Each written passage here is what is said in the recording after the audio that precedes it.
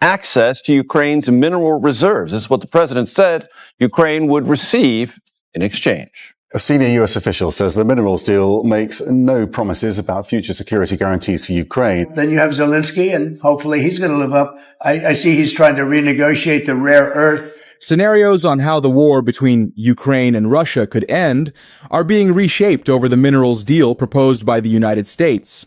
As you may recall, while shuttle diplomacy was underway to end the war, U.S. President Donald Trump made an offer to Ukrainian leader Volodymyr Zelensky on a minerals deal. They have very valuable rare earth.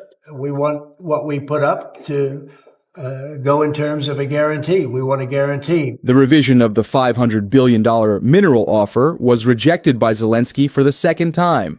Trump, on the other hand, stated that the U.S. would not provide military support to Ukraine, and that funding sources would be cut in response to the failure of this offer. Thick and thin, we've given them much more than Europe, and Europe should have given more than us, because as you know, that's right there, that's the border. Later, Zelensky stated that the mineral agreement could be reevaluated, and the U.S. wing announced that it would continue to support Kiev in terms of military and intelligence. On aid and on our security assistance to Ukraine going forward. And that's effective immediately. It has been revealed that Kiev continues to work on the latest mineral agreement. This is causing great concern on the European side. EU member states are not very favorable to Ukraine's mineral deal with the U.S. This is because the EU believes that Donald Trump will dictate the rules of the minerals deal. The EU argues that such an agreement must comply with European standards. One European member that has recently come to the fore on this issue is Germany. The Berlin government has sent a very clear message to Washington that the rules of the minerals deal must be subject to the approval of the EU wing. This shock statement was seen as a major rebuke to the Trump regime. But will the U.S. listen to Germany's calls? Will there be support within the EU for Germany's reaction to the minerals deal? Most importantly, who will Ukraine choose on the minerals deal? The U.S. or the EU? We will now explore the answers to these critical questions together. But first of all, please don't forget to subscribe to our channel, turn on notifications, and give us a like to stay up to date with our content.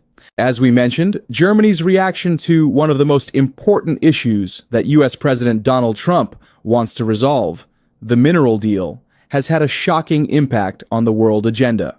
German Foreign Minister Annalena Baerbock stated that the minerals agreement between the U.S. and Ukraine must comply with European legislation. Baerbock also pointed out that the European Union had previously agreed with Ukraine that any new agreement must comply with EU legislation.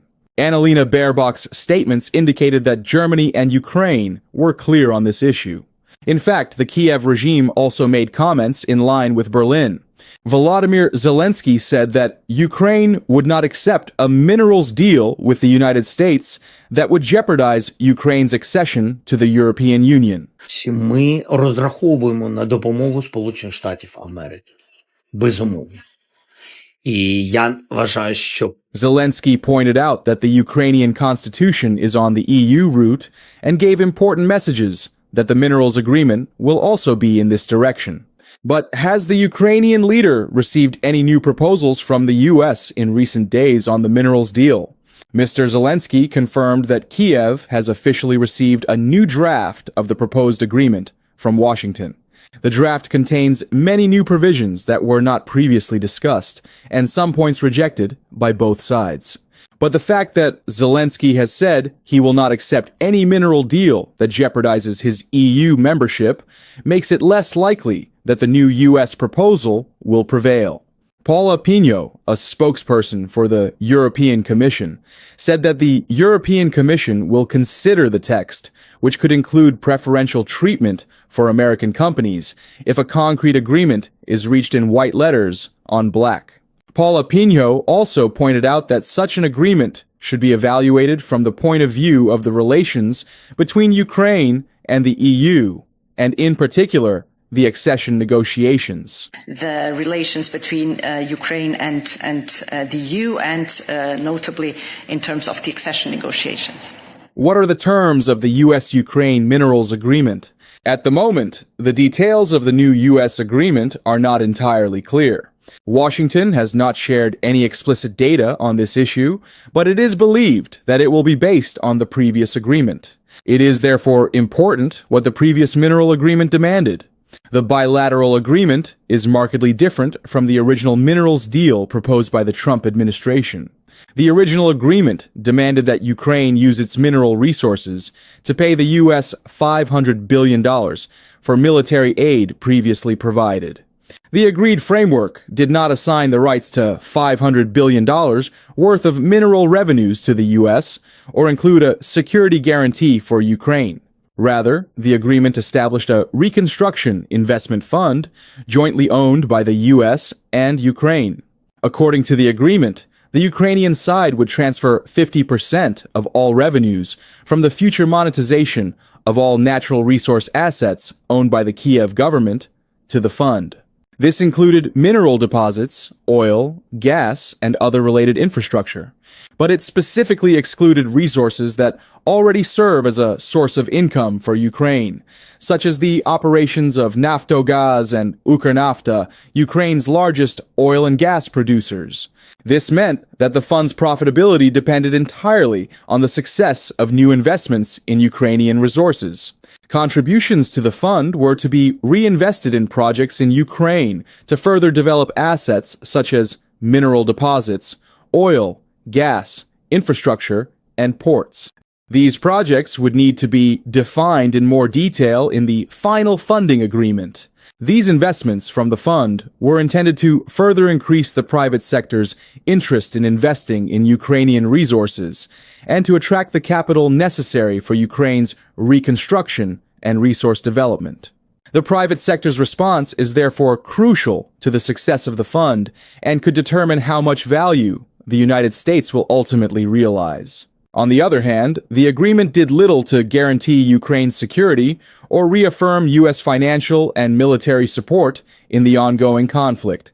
The idea, however, was that with the U.S.-Ukraine joint investment in the country's resources, the U.S. would continue to have a stake in Ukraine's security, stability, and lasting peace, and would therefore be incentivized to support and defend Ukrainian security. The U.S. side was very keen on a minerals deal built on all these foundations. Washington sees such minerals as critical to providing Ukraine with military and financial support. But what minerals does Ukraine really have? Identified by the World Economic Forum as a major potential supplier of rare earth metals, Ukraine is thought to hold about 5% of the global reserves of rare earth metals, comprising 30 substances classified by the European Union as critical raw materials.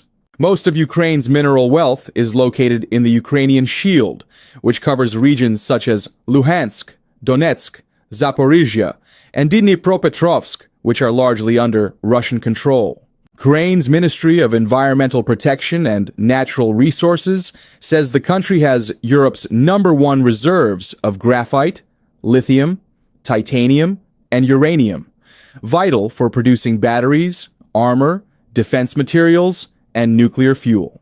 China is the world's largest producer of titanium, but Ukraine is in the top 10 in terms of proven reserves, accounting for 7% of global production. Other major suppliers include Russia, Mozambique, Australia, and Canada. The U.S. mines relatively small amounts of titanium in Nevada, Utah, and Virginia. The metal's strength-to-weight ratio and resistance to heat make it very important for aerospace. For example, titanium is used in the bulkheads and engine parts of the F-35 Joint Strike Fighter to withstand the high temperatures generated during supersonic flight. In the 1960s, the U.S. had to secretly procure titanium from the Soviet Union to build the SR-71 spy plane. Before the Russian invasion, Ukraine was a major supplier of titanium to the military sector. In 2023, Ukraine sold its largest titanium producer to a private company that operated 2 large titanium mines in Dnipropetrovsk and Zhytomyr. The leading producers of lithium, a metal vital for high-tech lithium-ion batteries used in everything from smartphones to electric vehicles, are Chile, Australia, and China. Lithium is also used in the production of ceramics, glass, and alloys. Batteries alone represent 80% of total demand. Ukraine has one of the largest lithium reserves in Europe, estimated at 500,000 tons, or about 3% of total global reserves. However, none of Ukraine's lithium is currently mined. Mining would require hundreds of millions in investment. About 25% of Ukraine's lithium deposits are located in Russian-occupied territories, and the occupation is halting investment in further extraction. Ukraine's reserves are located in petalite ore, a more complex and more costly material than spodumene, the primary ore used by other lithium producers. Extracting lithium from petalite is a technologically intensive and capital-heavy process, according to Ukraine's Anti-Corruption Action Center. China dominates graphite production, accounting for more than 75% of global supply, and also has the largest reserves. But Ukraine is thought to have one of the largest graphite deposits in the world, although its production is minimal, contributing only 0.5% of global production in 2020. Graphite is an important material in steel production and is used in the automotive industry in areas such as brake pads, gaskets, and clutches. Nickel, a silver-white metal used in alloys such as stainless steel, is critical in battery and jet engine production. The Democratic Republic of the Congo is the largest producer of cobalt, an important metal used in rechargeable battery electrodes and other commercial and industrial applications. Nickel and cobalt are often found together in mining. Indonesia, Russia, and Australia are among the largest nickel producers. In 2022, Ukraine ranked 69th in cobalt production and exported only $41,400 worth of the metal. Both cobalt and lithium are essential for the production of electric vehicles. Ukraine's mineral reserves represent a significant but largely untapped resource. Partnering with Ukraine to supply these minerals could reduce the United States' dependence on China and Russia to import them. So, what is the likelihood that the bilateral agreement will lead to progress on U.S. mine safety? Mining is a long-term endeavor, so the United States may not benefit for the next 20 years. Ukraine still needs to conduct a comprehensive geological mapping. Once reserves are identified, it takes an average of 18 years to develop a mine globally, and it costs between $500 million and $1 billion to build a mine and separation plant. Even in the long term, the success of the bilateral agreement ultimately depends on Ukraine's ability to attract private investment in its mineral resources. On the other hand, the U.S. government cannot order private companies to mine in Ukraine, as China and Russia can do with state-owned enterprises. While intergovernmental agreements can be a useful market signal to the private sector and encourage investments that would not otherwise materialize, the barriers to investing in Ukraine present enormous challenges that a bilateral agreement is unlikely to overcome with additional financial or security resources. Namely, the lack of reliable reserves data to verify economic viability, the loss of essential infrastructure, and ongoing security risks in the region jeopardize the viability of long-term mineral investments. First, there is very limited data on whether Ukraine's rare earths and other strategic materials are commercially viable for mining. According to the former Director General of the Geological Survey of Ukraine, there is no modern assessment of rare earth reserves in Ukraine. The existing mapping was done by the Soviet Union 30 to 60 years ago and is based on old exploration methods. Aspects that affect the commercial feasibility of mineral deposits include depth, ore grade, byproducts, and location. Without verification of this data, mining companies are unlikely to risk investing hundreds of millions of dollars in potentially unsuitable deposits. Second, as we all know, war has destroyed essential infrastructure. Mining is among the most energy-consuming industries worldwide. It accounts for about 38% of global industrial energy use and about 15% of total global electricity consumption. Between 2022 and 2023, almost half of Ukraine's electricity generation capacity was occupied, destroyed, or damaged by Russian forces. About half of the country's major grid substations were damaged by missile and drone strikes. As a result, Ukraine is left with only a third of its pre-war electricity capacity. Significant energy infrastructure will need to be built before mineral exploration or production can begin. Moreover, mining companies are hesitant to make long-term investments due to the ongoing security risk in Ukraine. The lack of security guarantees in the bilateral agreement further complicates the situation. A new mine can operate for more than 50 years. Given the size and longevity of the investment, confidence in a jurisdiction's political and economic stability is critical. But does Ukraine's leader, Volodymyr Zelensky, have any prospects of negotiating the mineral contract with a country in the EU rather than the US? The French side could provide Ukraine with much more intensive military support in exchange for these minerals. According to the head of the French Defense Ministry, this issue was raised last fall when Ukrainian President Volodymyr Zelensky included the issue of raw materials in his victory plan during his visit to Paris. For his part, the Minister of Armed Forces, Sébastien Lecornu, noted that the Ukrainian president had made a series of proposals not only to the United States, but also to France. According to Lecornu, France's defense industry will need a number of basic raw materials for its national weapon systems not only next year, but for the next 30 or 40 years. Sébastien Lecornu believes that the French government wants the import of such resources to diversify. For this reason, Lecornu said, French President Emmanuel Macron has asked him over the last few months to enter into talks with the Ukrainians at the French level. France's move, in particular, may be one of the best timing at the moment. After all, the German government has stated that the mineral agreement must be in line with EU requirements. Zelensky agreed to this. Therefore, obstacles are slowly disappearing in order not to accept the mineral agreement presented by France. What is Russia's reaction to this? As you know, at least 40% of Ukraine's minerals are currently under Russian occupation in the eastern Donetsk and Luhansk regions. In fact, this will be a major problem for France as well.